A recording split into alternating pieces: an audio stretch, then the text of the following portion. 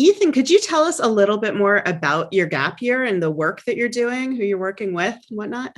I was very lucky to join Rivian, the electric truck company, for an internship starting in January and going maybe up until school starts. Everyone's seen the robots have come around, they weld the different panels and they place the different panels on the car. So I'm part of a team designing that line. And eventually I'm going to go into the factory in person, where I'm going to be working as an engineer in charge of a construction team and a bunch of other engineers putting together these robots that hopefully will produce a car that is the Amazon delivery van. And Ma'ayan, I'm curious about your research that you've done. If you could just say a little bit about that. So I've been working in this with these two professors at the UCLA Medical School, and the center focuses on the mind-body connection. So it's called the Norman Cousins Center for Psychoneuroimmunology. Norman Cousins was this Jewish science writer. All of our grandparents know who he is. He coined the phrase, laughter is the best medicine.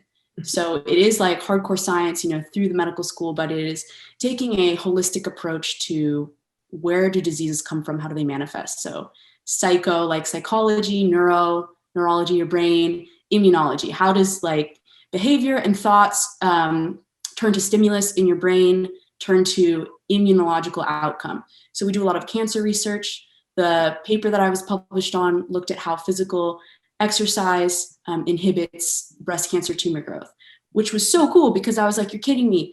You mean I can take my chemistry, my biology that I'm learning in class, and the fact that I love exercising, and bam, my name's on a paper? Stop. What was so crazy also was that I looked back at my Keystone project in high school, and I was citing neuroimmunologists in my paper because my Keystone, my little passion project that I was able to figure out was, I was like, what is exercise and why is it so awesome?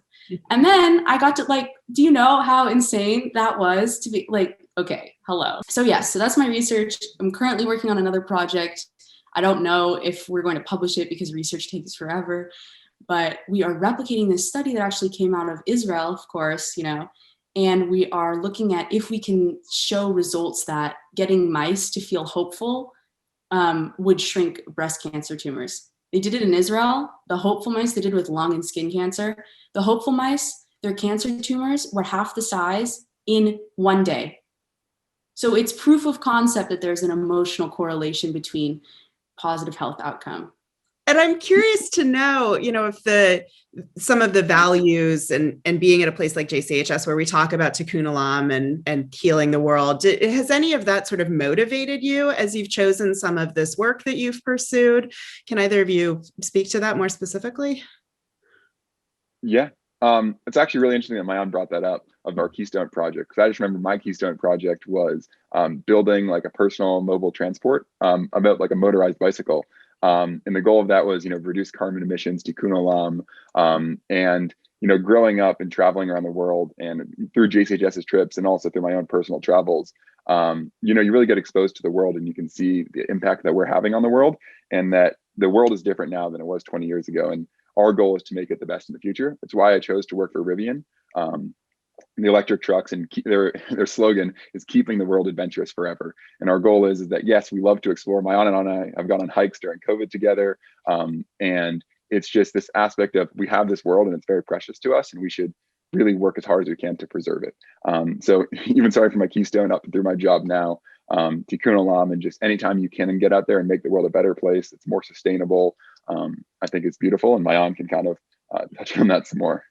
Yeah, it's kind of crazy how we we had this amazing place that helped us discover who we were and what we truly cared about, and then it helped guided us through school. What a nice accident.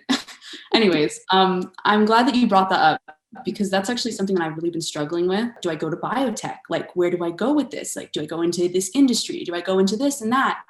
And this was something I've been really, really struggling with. I'm how do my values align with where I see myself working? And, all of a sudden it's oh, I could make money now. Whoa,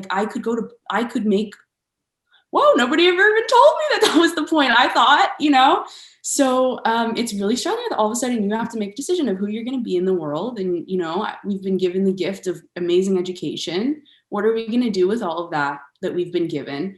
And I've been very back and forth, but right now I decided, how do I get this research that my professor is just hanging up on the wall? how do I get it out there to help people? Because that's really what's so exciting, is that I'm like, this could make the world a better place. Like, that's the whole point. I don't just love exercising because it makes me feel good. I'm like, what if everybody was doing this every day? Like, what if every child in America loved their body so much that they figured out how to move in a way that made them feel so good every single day, you know, before they had to go to school and sit all day and this and that. It's like, how much better could the world be? I decided that I would apply to medical school.